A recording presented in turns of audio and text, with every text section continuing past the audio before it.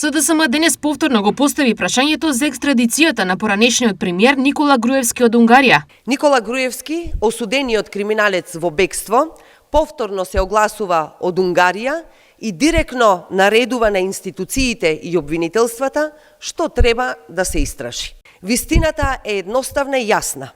Криминалецот мора да биде изведен пред правдата и да одговара за делата што ги сторил.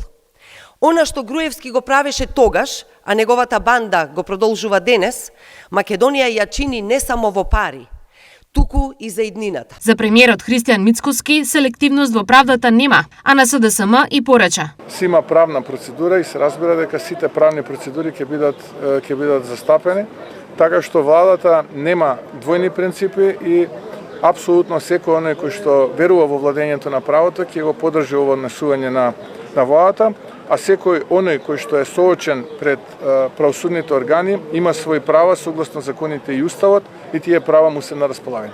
По врска со екстрадицијата се огласи и самиот Никола Груевски, кој на министерот за правда Филков му порача.